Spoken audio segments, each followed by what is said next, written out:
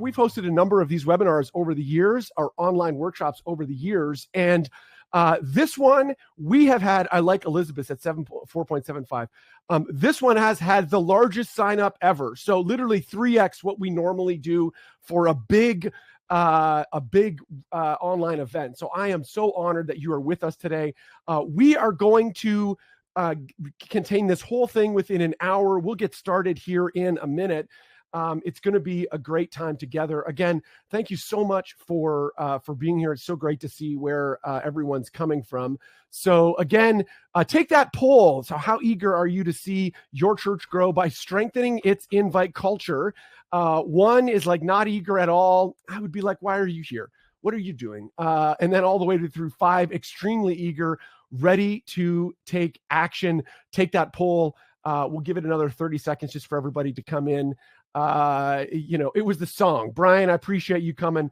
If you got the song, put an emoji, music emoji in the chat. It was a fun thing to say. Hey, Peter, that's hilarious. Tell Greg I say hi as well. Love you guys. Love your church. Well, let's end this poll, the opening poll here. So how eager are you?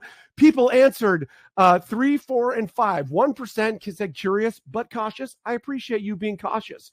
Don't want you just jumping in. It's okay. But then 40% said motivated and ready to learn. Love that. You've got your notepad open. We're looking forward to helping you. And then this is what I love. Lots of 5s. You are my people. Extremely eager and ready to take action. In fact, we're going to let you take action. If you didn't catch that song that we played yesterday in your email, we really did make a song and send it to you. So you're going to go back and listen to that. So friends, today we have got a 2-pronged purpose. Let's jump in.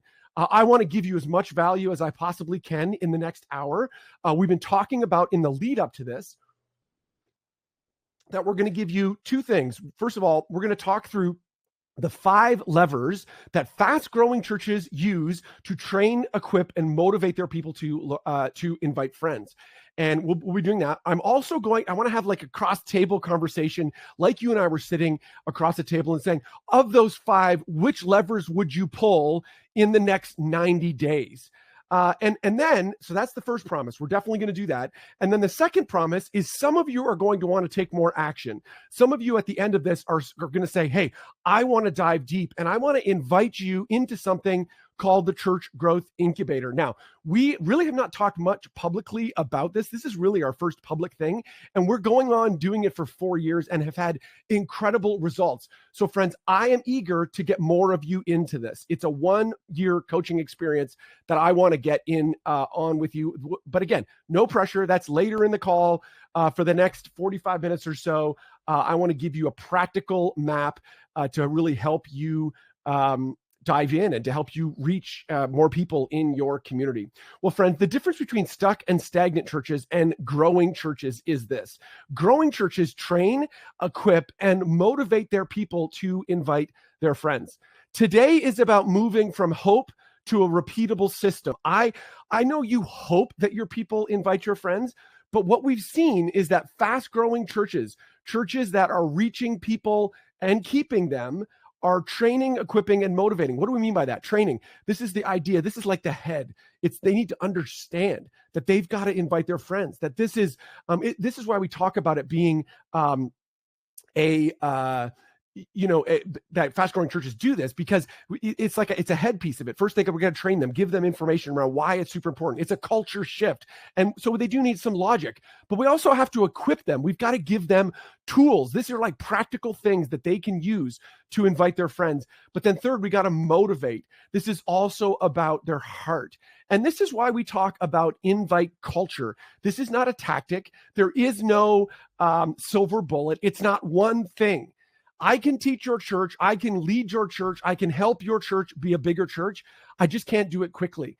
I joked about maybe calling this online workshop a larger church in 1,000 days, but nobody would have come to that. Now, you would have come to it because you're a good Christian, but nobody would come to that kind of webinar, that kind of online workshop. But that's really what we're talking about today. It is a cultural shift. See, what we know is in the early stages of your church, invites happens accidentally.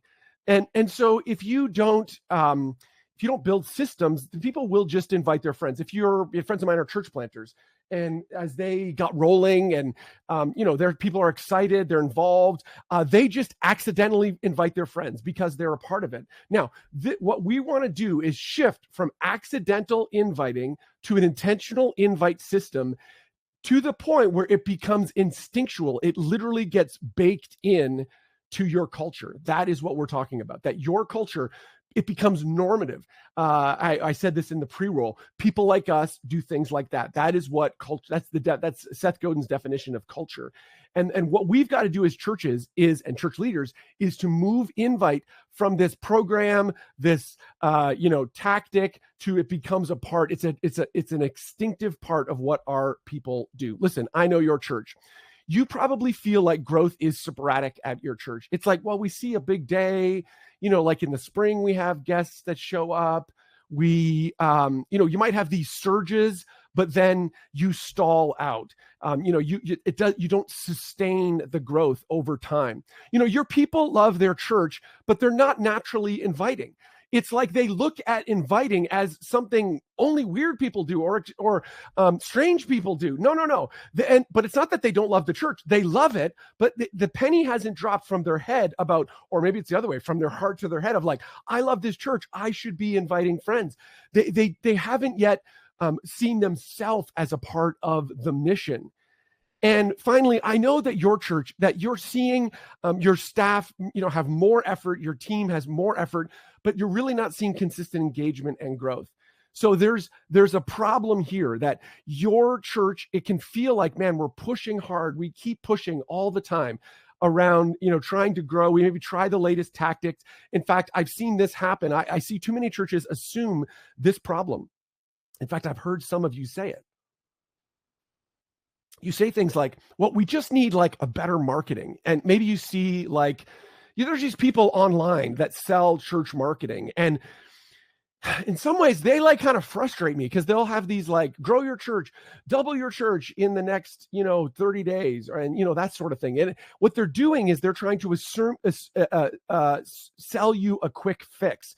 You assume that if you just had better marketing, a stronger social media plan, maybe a bigger facility, that you would grow. But that's not actually your problem. The problem is that your people are not inviting their friends at high enough rates. We've got to increase what we call the invite propensity. That is the rate at which your people have invited someone in the last 90 days. See, we see this in the early days of your church.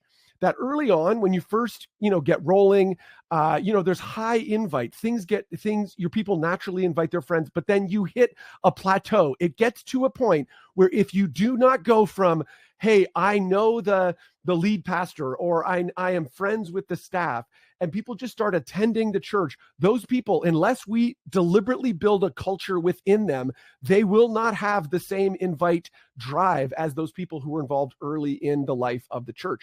But if we can install invite systems in your church, we can literally explode the attendance of your church. We've seen this time and again.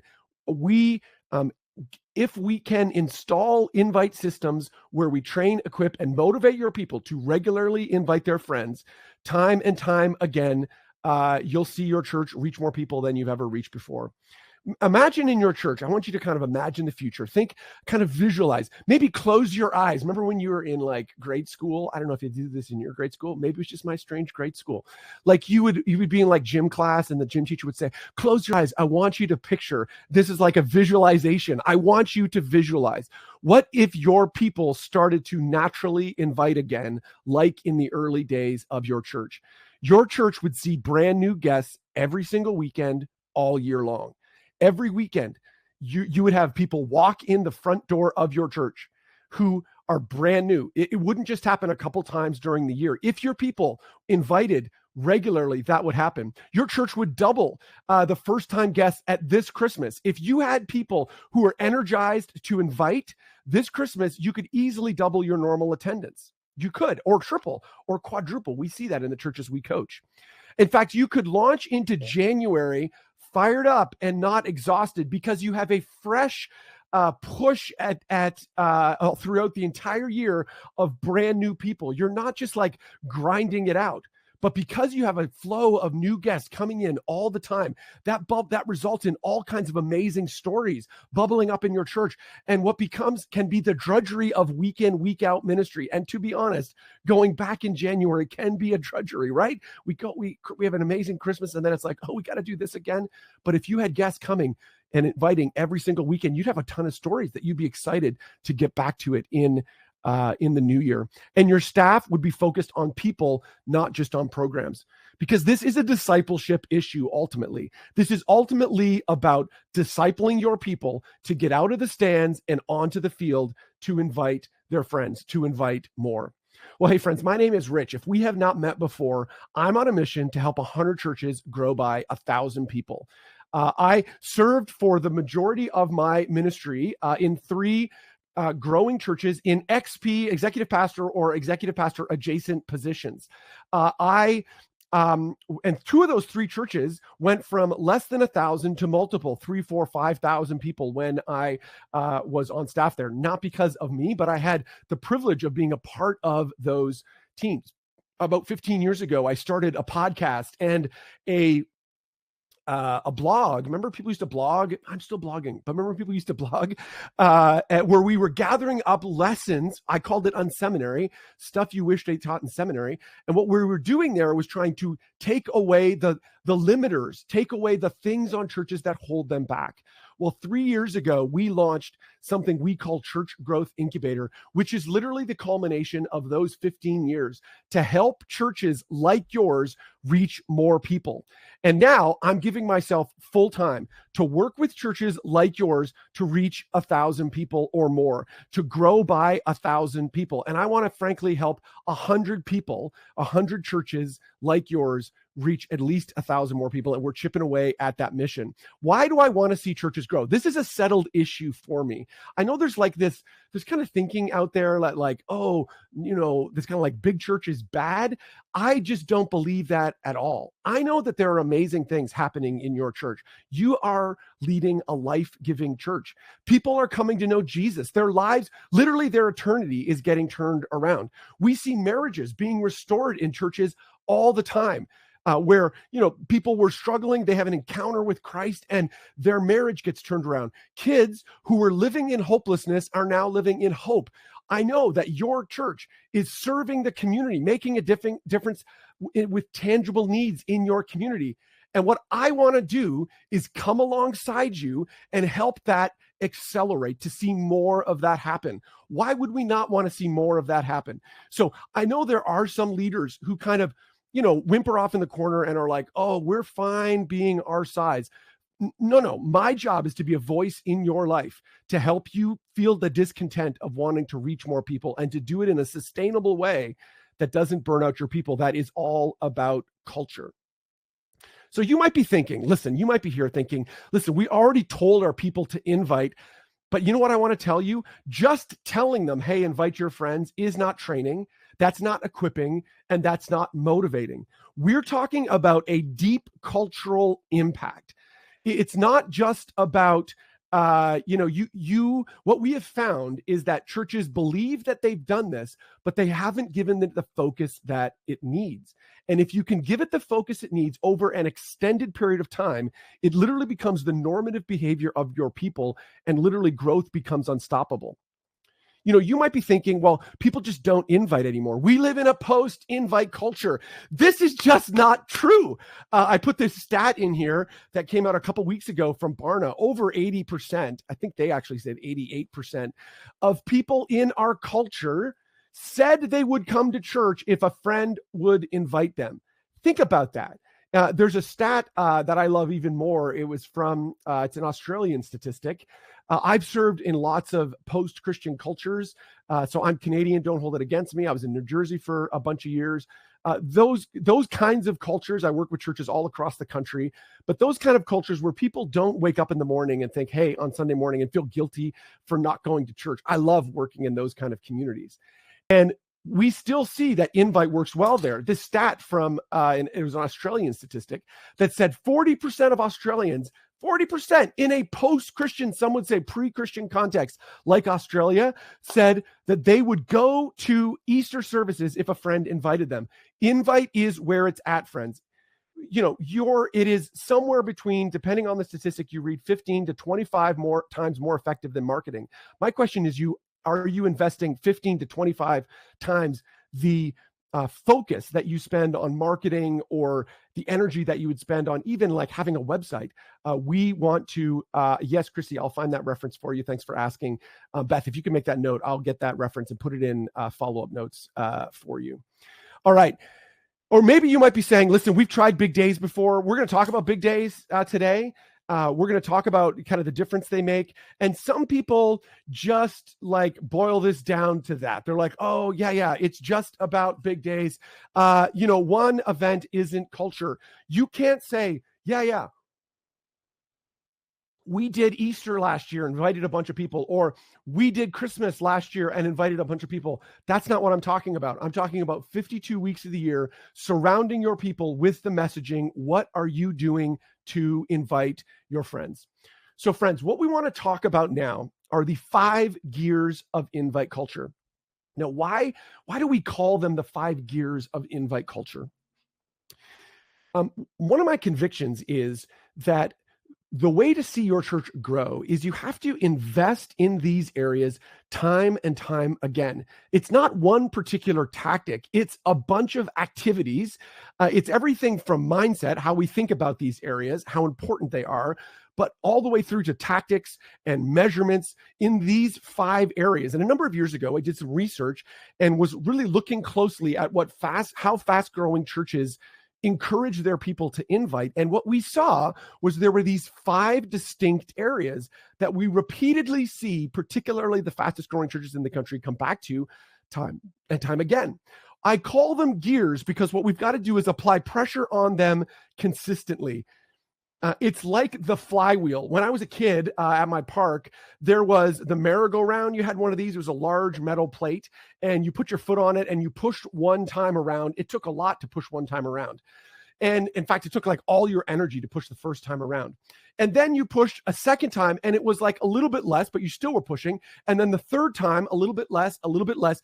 And you go from hardly pushing, or you go from pushing hard to hardly pushing. At some point, there's a phase transition where you literally go from I'm pushing so hard to not pushing at all. And then you're holding on for dear life. Well, that's what I'm talking about with the 5 gears. All of these areas, we've got to apply pressure. And at the beginning, it takes concerted effort. We've got to push time and time again on all of these areas. And when we see effort happening in all of these 5 areas over time, we see it then becomes unstoppable. We've seen this time and time again. So what I want to do is I want to explain what each one of these 5 areas are. We are going to take questions later, friends. So if you've got a question, please feel free to leave the question there and in the chat, and we'll come back to that later, and we will come back to those questions, whether it's about this or anything else we're talking about again. Joe asked a question, we'll label that as a question. Is it effective to invite friends or strangers? We'll come to that. That's a great question. So let's talk about the 5 gears. So again, you understand what these are? These are the 5 areas that we see churches apply pressure to increase their invite culture. The first is shareable weekend teaching. Shareable weekend teaching. 3/4 of the reason why people attend your church is because of the weekend teaching. My favorite study on this is from Gallup because they asked people that attended all religious services, not just Christian. There is a number of Barna studies that actually say it's more than 3/4. But if you were to pull out 100 people from your church who have invited friends to your church, and you were to ask them, hey, who would be, yes, we'll send you the slides. We'll send you the slides from these or as well, afterwards. But if you were to bring 100 people from your church and say, hey, what are the actual words that you said when you invite your friends? I'm convinced, and we've seen this time and again, that actually people, the thing they're most likely to say is, My friend Peter leads a church in Sarasota. If I was at his church and I was inviting a friend, I'm most likely to actually say, hey, you should come to our church this weekend. Come to Hope City, because Peter's got this great series coming on and it's about X. Or, hey, we were talked about this stuff last weekend that really impacted me. I think it would be good for you to come and be a part of that. At its granular core, it's just about it's ensuring that people know exactly what's coming up next. I was at a large church, name brand church, not to be named. They have a giant auditorium, more than 3,000 seats in their main auditorium. And I was visiting them for one weekend, and I do these weekend visits where we'll go out and I'm help identify low-hanging fruit for churches. And you know how the lead pastors of a church like that are. They're like driving. They want results now, which is wonderful. I love that. And normally what happens is I go to the church on Sunday, take a bunch of notes, put together a report, meet with them on Monday. Well, the lead pastor was like, no, come backstage. I want, after the service, come backstage.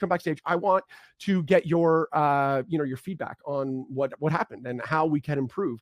And I was like, well, we can wait till Monday. And they're like, no, I want to know now. So I come backstage after, the weekend, and I'm like, well, we'll talk about it tomorrow. There's a bunch of stuff I think we could do. And they were like, no, we want one thing now. Shareable weekend teaching is as simple as this, is kind of as small as this. It can be a whole bunch more, but it can be as small as this.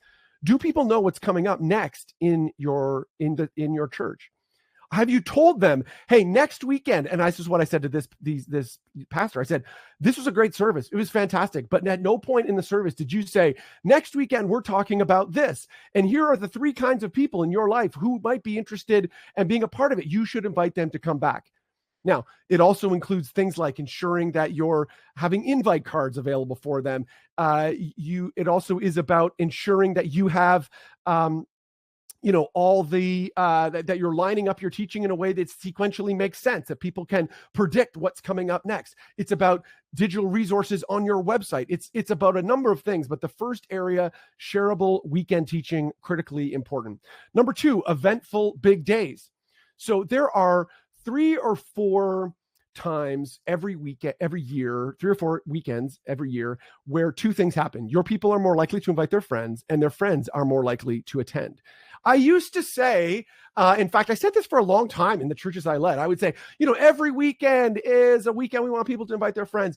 And I would be like, I would look down at the churches that did the big day thing. And I was like, oh, come on, what's that? That's like every weekend I want people to be here.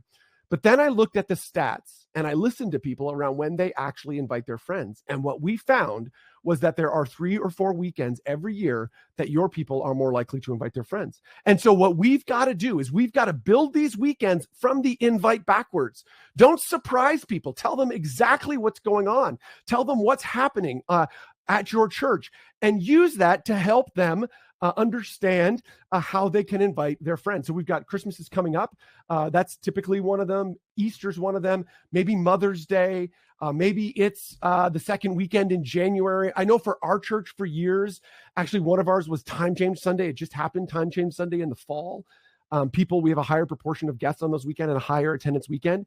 So the idea from an invite culture point of view is that we're doing eventful big days. These days are big. They're eventful. They're big. It's like saying big in one sentence. And we're designing them backwards from the invite. Number 3, captivating online conversations. So the difference between churches that are using online channels to make a difference and everybody else is that those churches that are leveraging their online presence. So what am I talking about here? I'm talking about their website. I'm talking about social media, Instagram, TikTok, Facebook, Church Online. Is all of those environments are being used to drive conversation. That's what we see prevailing churches doing. They're driving they're concerned mostly about engagement, not actually about reach. They're not looking for like vanity metrics. How many people saw our stuff? No. It's how many people commented, and shared. It's ultimately about generating content that your people, that are like these little tools that your people can use to pass along to other people. It's not about doing weekend content that just says like, oh, come and join us this weekend. It's not about doing social media content that's like a billboard on the side of the road. That is like online ministry, not even, 1.0. It's like 0.5. That was like where we started. What you should be doing is leveraging all of your online channels to ultimately drive conversations, because all of these channels, Instagram that I just listed, Instagram, Facebook, TikTok, LinkedIn, Reddit, these are all places for conversation. And the question is, how are we stepping into conversations that are already happening? There's so much we could talk about that, but I want to keep going because I'm on slide 28 and I've got like 70 some slides to go through. Number 4, magnetic community service.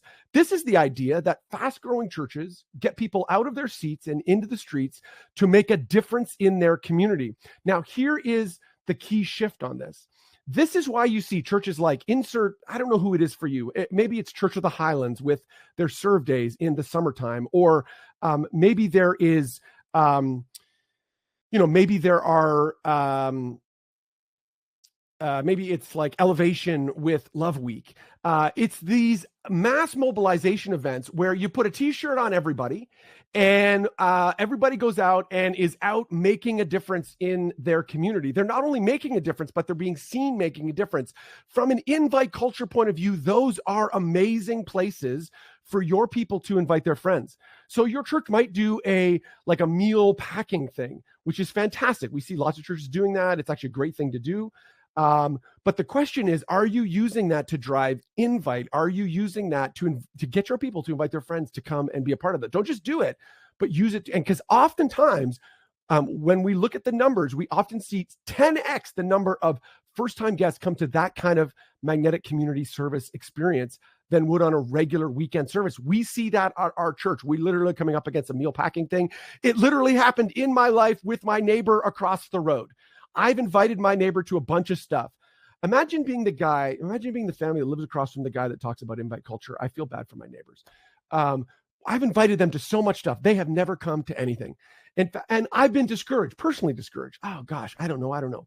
Well, we came back around and we were doing a meal packing event here in a couple of weeks. I texted them and said, hey guys, we're doing this thing. I sent them the highlight video from last year. We'd love to have you host you at it. It's going to be a super fun day. Didn't hear anything for a day. I was like, oh no, again, I'm getting ghosted or whatever.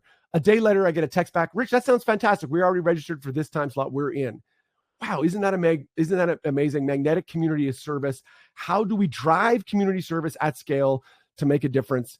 There's lots we can talk about there.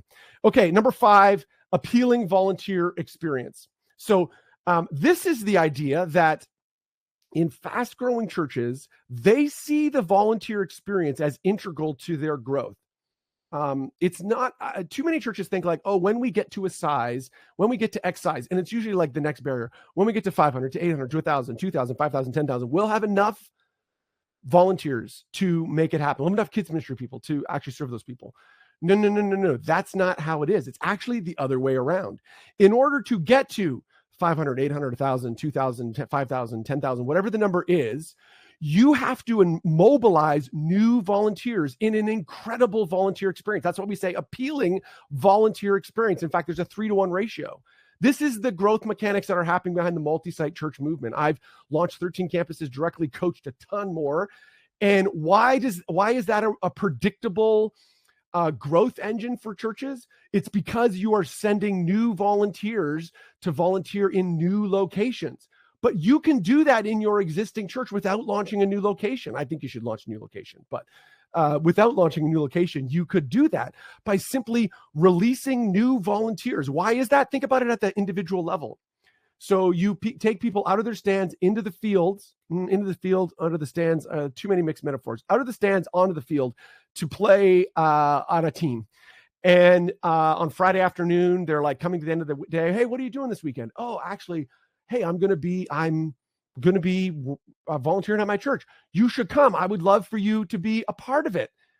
If the more that the kind of work that it takes to get someone fired up to volunteer, the kind of vision casting that it takes for that to happen is the exact same kind of vision casting that's required. In fact, it is the vision casting that's required to make people into deeper inviters, because we know that connected people, engaged people invite. And so appealing volunteer experience. So there's a lot there. Now, you see how there's like those little spokes on each one of these? There's probably should be a lot more of those. My experience has been that your church needs a multiplicity of tactics that are attached to each one of these, that are driving those wheels forward, that are pushing them forward. And so really what I wanted to do in today's online workshop is say, okay, listen, if I was you, if you and I were sitting down for a meal, I literally was having dinner with my friend Peter a couple weeks, or was that just last week? Man, it feels like a long time ago. It was literally a week ago today. And we sat across from a table and we were talking, hey, what would you focus on out of all of those 5 in the next 90 days? What would you do? This would be my advice to you. This is where I would say you should spend your time. This is the 90-day plan that I think you should focus on. Again, we'll have these slides available so that you can come back and look at this, so that you can apply this. There's a lot in these coming slides. So the first is eventful big days. So Christmas is coming up. Christmas is your next best, biggest momentum builder. You need to plan backwards from that now. Now, here's the thing. If you just have a big attendance at Christmas, and it doesn't fit into some sort of system, all you're doing is swelling your attendance and feeling good about the fact that your room was full. What you need to do is work backwards from how do we make this a momentum thrust? How do we make this a kind of thing that pushes into our momentum for the entire year? The benchmark for you that you should be aiming at is 2x your normal attendance. So I would take, if I was sitting across from you, I would say, hey, what's your average attendance been this year? And you would tell me, let's say it's 1,000, or let's say it's 500. Let's say it's 500 just to keep the numbers simple in my brain, because I'm a simple man. I would say, great. Your church the target should be to see 1,000 people. If your church is a 500, to see 1,000 people come to Easter this year, or Christmas this year.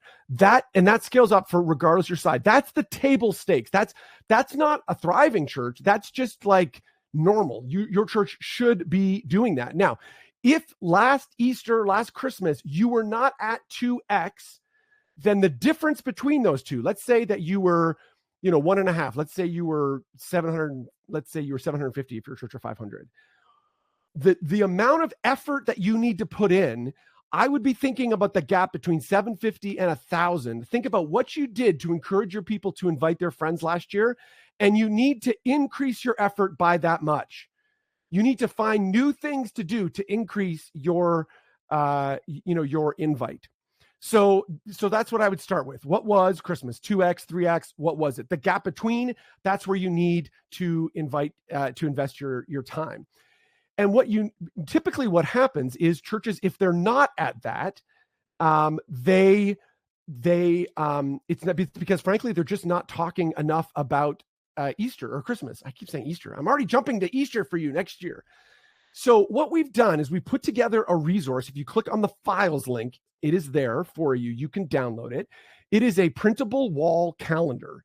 And this printable wall calendar literally has everything. If I was sitting across the table from you, everything I would say that you should do. If you look in more detail, you'll see, back up. You'll see that there's like a whole bunch of stuff in the last 3 weeks. I call it the 3-week invite push. And I would say do all of those things. If your church has not reached at least 2x, start with doing all of those items. And I've given you the dates to do them this year, assuming it's Christmas Eve or maybe Christmas Adam a couple days before.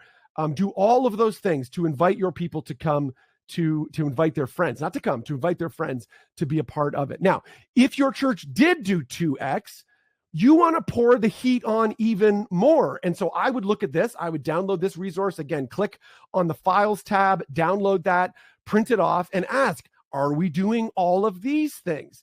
If you're at 2x if you're at 2x already and you're not doing all of these things, add all of that in. Am I making this as clear as possible? Now, I doubt that you're doing all of them. If you're at 2x and you're doing all of these things, and you want to grow this year, reach out to me. I'll give you more stuff to do. So pour the heat on. Now, because you're here live, now how many people do we have live here today? We got tons of people on this live call today. Just because you're live, I'm actually going to see all those little tabs. There's like all those little bullet points for what you should be doing in the 3 weeks before. I call the 3-week push. Each one of those is a different tactic. And we've got training on all of those, what you should do on those. What I'm going to do is actually send you the training on one of them. If you're just to the people that are live, I'm sorry that you didn't attend live. If you're watching the replay, you didn't get this resource. I'm sorry. If you know someone that attended, reach out to them. They'll give it to you if they're friendly. But this is literally a resource from within Church Growth Incubator. So I'm literally just linking you, giving you a link. I've opened it up publicly.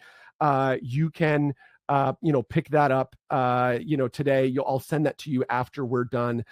It's one of those tabs, one of those little boxes for the 3-week push. So first thing I would do, double down on Christmas, pull your people together, print this off, pull them together next week and say, we're going to do all of this stuff.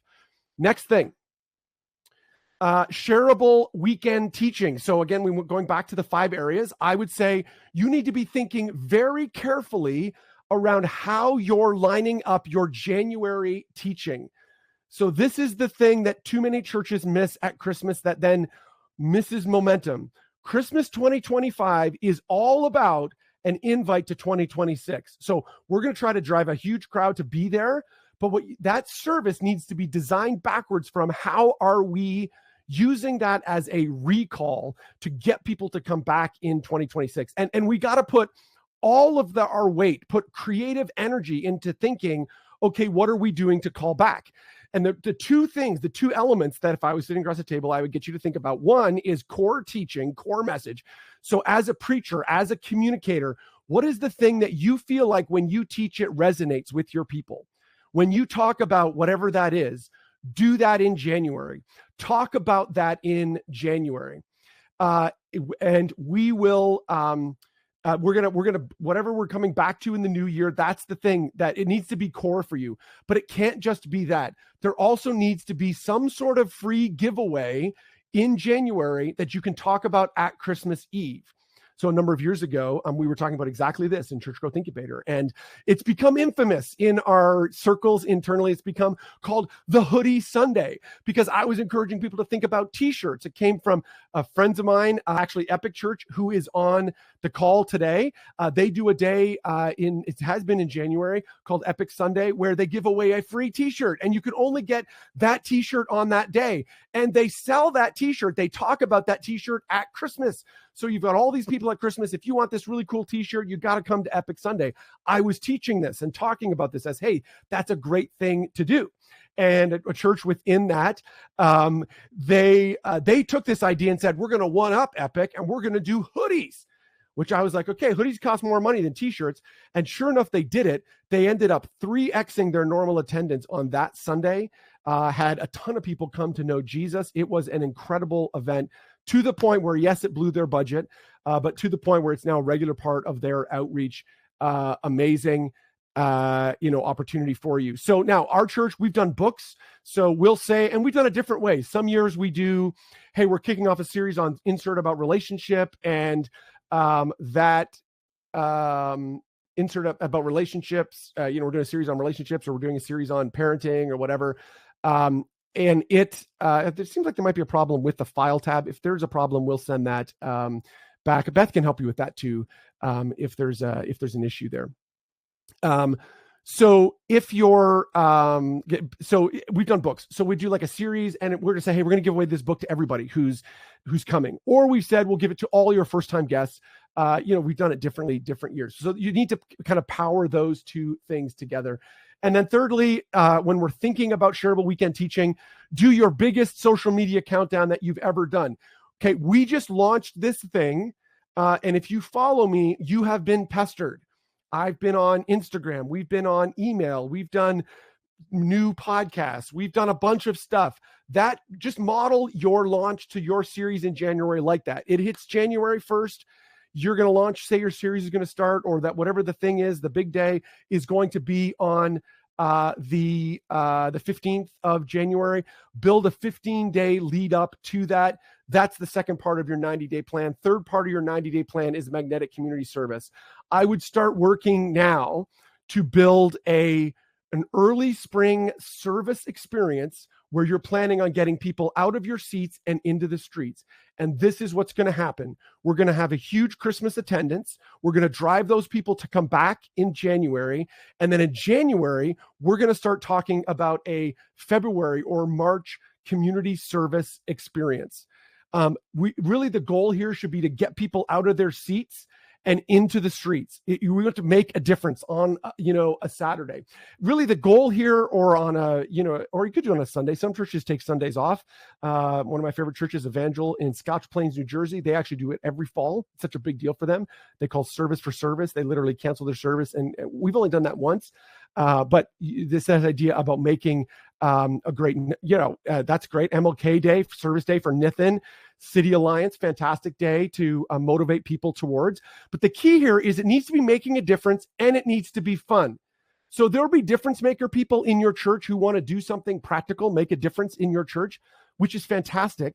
But it also needs to be fun. It needs to be the kind of thing that they want to be a part of it. What you could do is actually go to a community partner. This is a critical piece of the puzzle that we've seen. We actually just did some research on this in fast-growing churches, and one of the predominant things is that everybody is partnering with someone else to help make this happen. You could go to the mayor, school board official. Actually, schools are more open to this kind of partnership than you think. Hey, if I was to bring 500, 1,000, 1,500 guests for a day with X amount of dollars to help, well, how could we help? It might be meal packing, community cleanup. Maybe it's working, if you want to work way far out. A number of churches that do the Servalation Serve Day in the summer. So again, social media countdown to that. Make this invitable. So a church that's been involved in Church Growth Incubator, my friends, Forest City Church in London, Ontario. I talk about London, Ontario, because you probably have never heard of London, Ontario, mid-sized community in the post-Christian, some would say pre-Christian context. They were involved in the incubator for a couple years, and they have played this playbook consistently and have seen results. So normal Christmas for them, they take a lot of time, effort, and energy. They see 3.5x normal attendance on Christmas. It is the place to go on Christmas. But then last year, they came out of Christmas and into an At the Movie series, highly invitable, in January in snow-barren Canada, and they were 40% year-over-year attendance bump. 40% in January, because they led strong. They had a plan there. One of the things we worked on was in the cohort was all around New Year. Really made a bunch of New Year improvements in their area, and we made some adjustments. Most churches are actually losing people. They're losing guests as they first arrive. This is one of the things we deal with when you first join the cohort on the front end, is adjusting those systems, making sure that they're fine.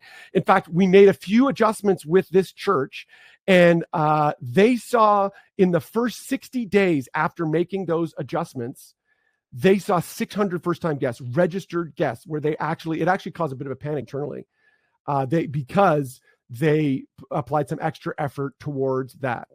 So friends, you've got two options. I've just given you a plan. You could take this ball and run with it. In fact, that's really the path A that you have.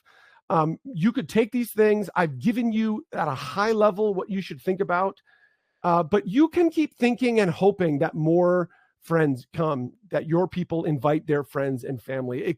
You could have a hope-driven strategy, or you could be convinced that, hey, we want to intentionally build an invite culture that sustains growth in the long haul. I am hoping that I can convince some of you that 2026 should be the year of invite for your church.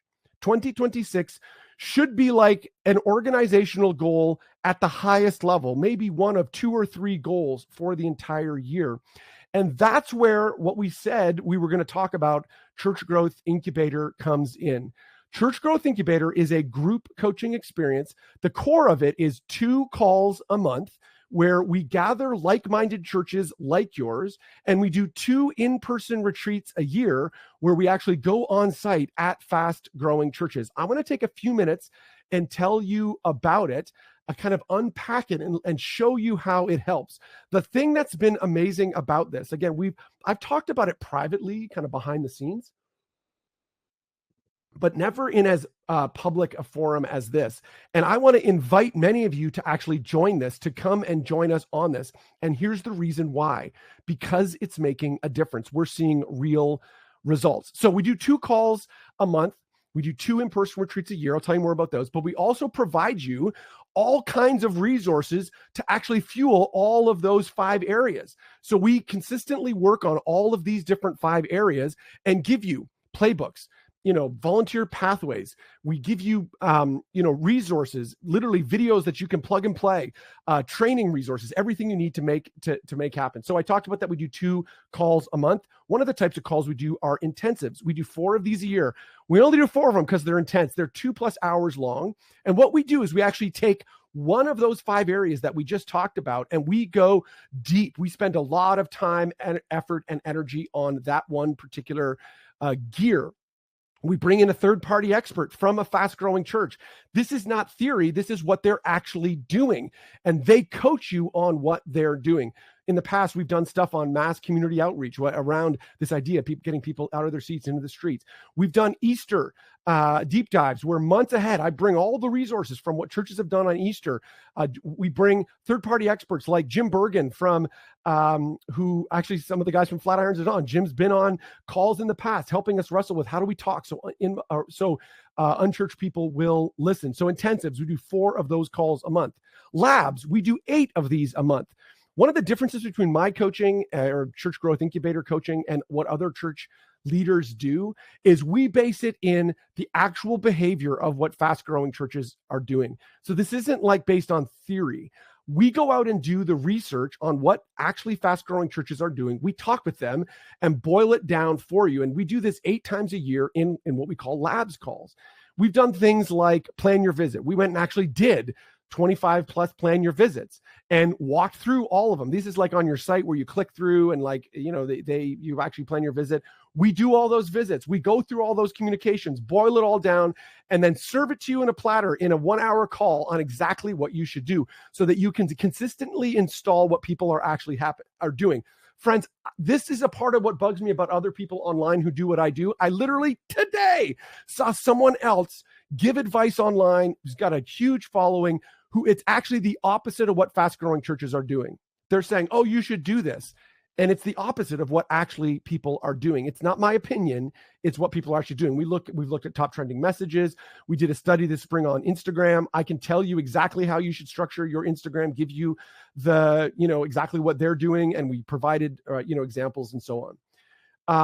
Another call is what we call fast action Q&A. We do these 6 times a year. These are 1-hour calls. The goal of these is you bring questions that you're wrestling with. You bring the things that you're thinking through, and then we take time to work through it together. And then finally, the newest calls, we've actually just added these to the system. They're called growth mechanics. Now, all of those other calls are about invite culture, increasing your invite culture. But then what we found is churches are growing and there's new questions that are coming up. And so we've taken the same learning model. We bring people who have actually they're actually working today or work with the fastest growing churches in the country, and they deal with, they kind of unpack their coaching. So like we've done one on moving people to groups. What are fast growing churches actually doing to move people from their kind of new here experience into groups? Or growing their staff teams. What are they doing to add staff? Again, they're adjacent to invite culture. They're helping churches that are growing. So you'll see on top of all that, we provide a bunch of plug-in tools. I'm showing this to you because it says, hey, we got a bunch of things we want to help you.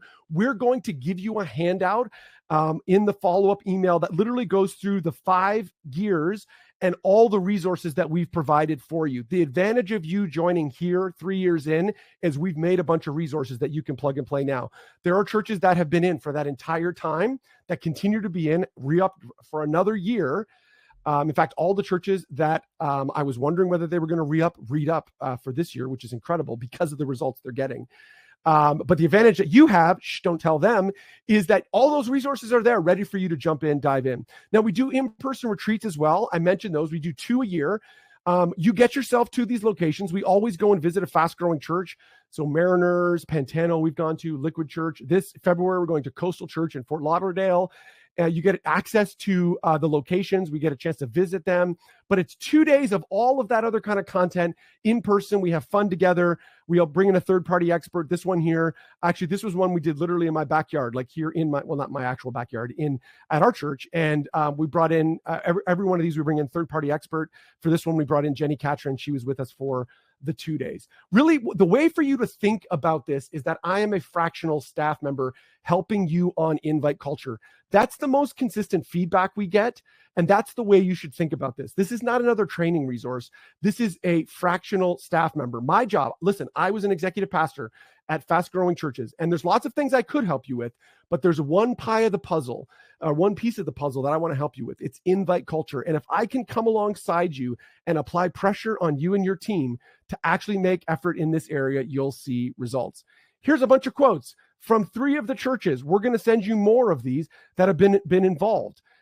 You can reach out to these people and ask them. It feels like Rich is on our team. It's like adding a first-time guest strategist to our staff. One of the most helpful tools for our church. I love that one's actually from Herm and a friend of mine, Journey Church. He starts out by saying, we did this thing and it was going to be on Zoom and I thought it was going to be terrible, but it's actually been super helpful.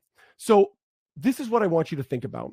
If you were to join now, by the time we got to the end of January, we will have helped you audit your invite culture. We'll help you do that. We'll help you think through that, figure out what your first steps are.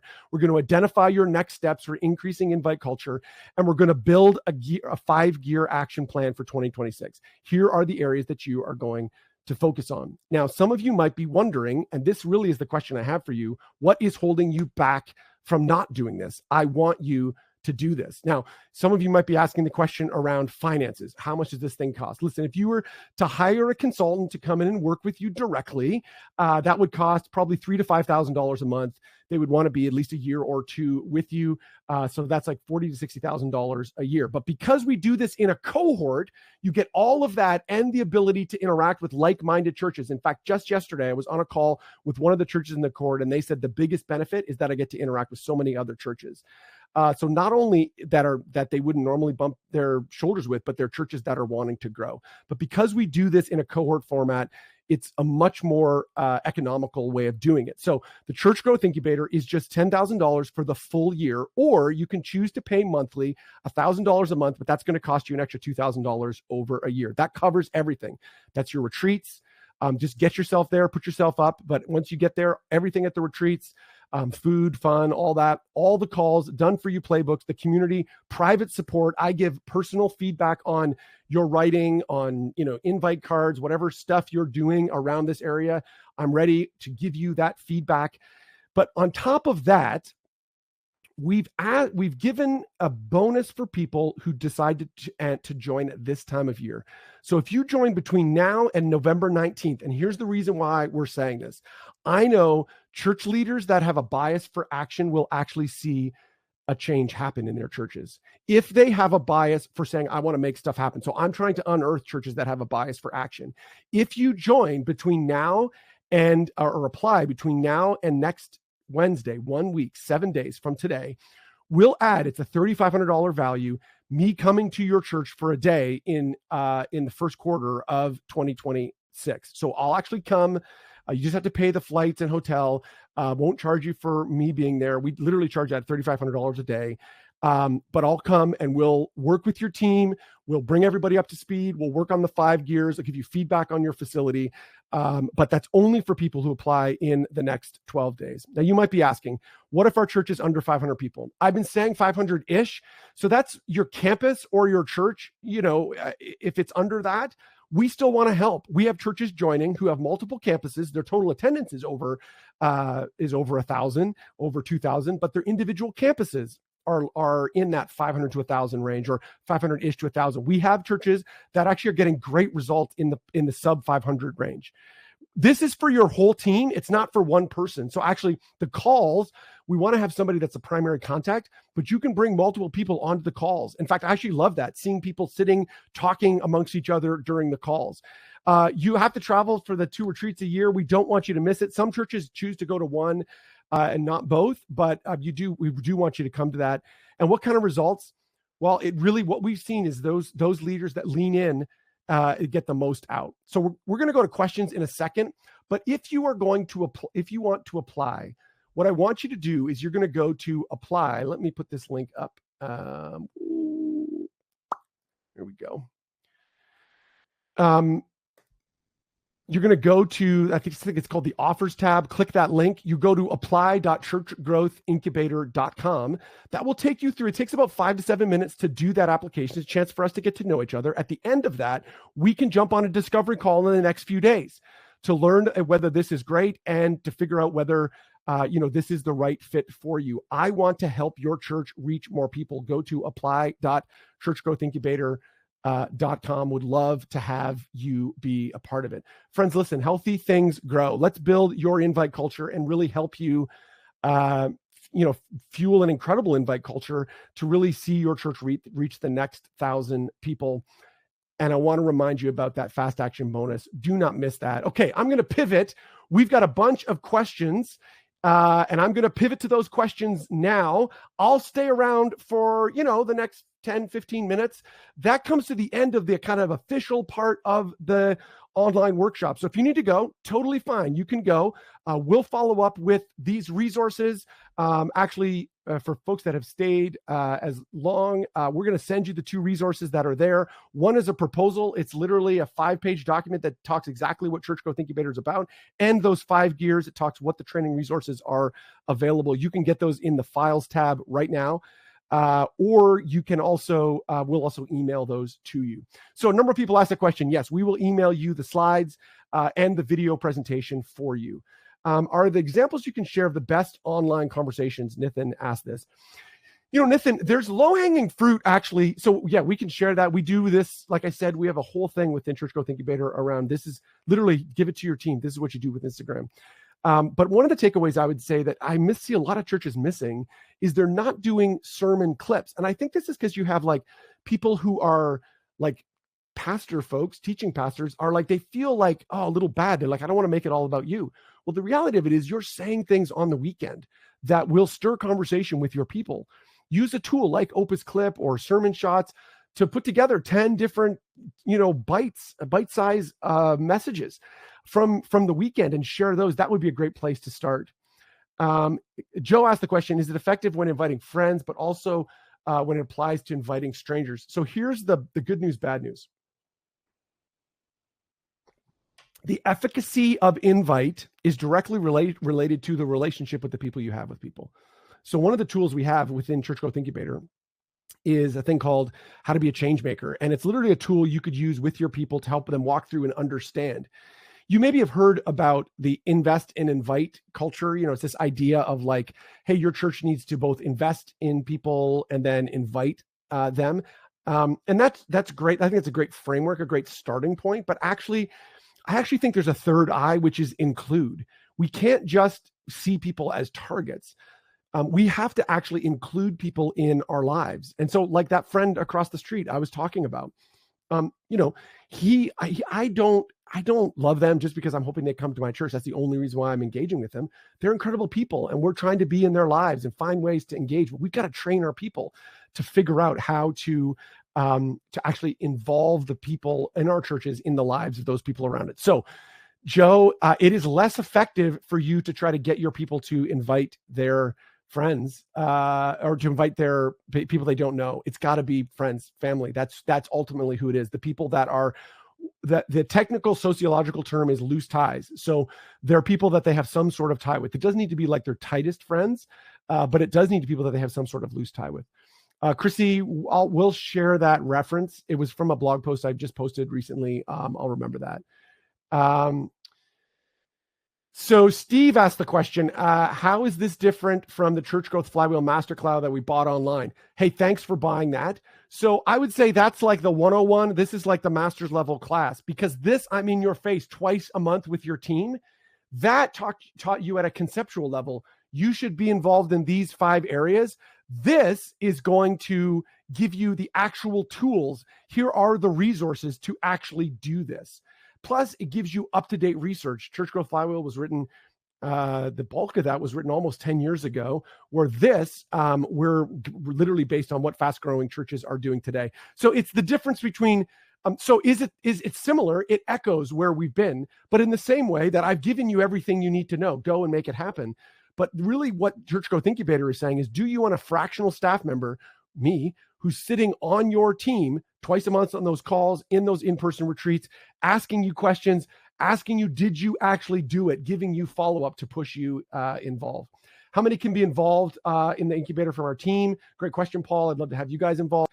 The best practice, I think, is to have like a person, one or two people. Usually it's an executive pastor or lead pastor who's kind of the lead. They're on most of the calls. That's a big commitment. I get that. But we tell you a few, like at least a month out, what the calls are coming up. I try to be more than that so that you can bring different team members in for most of it. That's why I'm doing these on-site visits in the first quarter of 2026. I want to bring your whole team in on what it looks like, knowing, hey, I might call you in on these different things as we get into that. Nathan, what are your thoughts about serve days done with other churches? I think that can be great. I think it can, obviously, from a kingdom point of view, that's a great thing to do. From an invite culture point of view, I would love for you to do them on your own, or at least to make sure that you're leveraging it as a way for your people to invite their friends. That it's a way for you to leverage that. You're not just like inviting the people who attend your church. You're saying, hey, you should be using this to invite people who you don't know. I would encourage that other church, maybe say, hey, let's use this in this day. If you're going to do MLK Day, let's encourage them to do the same thing. What a better way to honor MLK than to have churches who are trying to invite their entire community to serve their friends. All right, friends. So are there other questions? If you've got questions, drop them in. We will make sure we get a chance to do it. Justin, Alan, I appreciate the kind words. Kyle, so fun. Dan, appreciate the kind words. Ron, appreciate everybody, jumping in.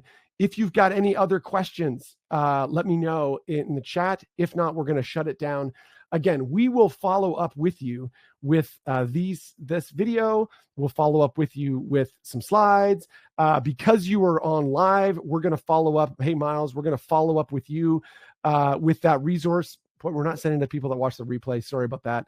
But I would love to again, drop by apply.churchgrowthincubator.com. I really do want to see a few of you join us this year. It's super limited. I can't take many, but would love to have you with us. All right. Thanks, friends. Thanks for being a part of today's call. Let me know if there's anything else I can do to help. My direct email is just rb@unseminary.com. I want to help you reach more people. I'm on a mission to help 100 churches grow by 1,000 people. Thanks so much, friend.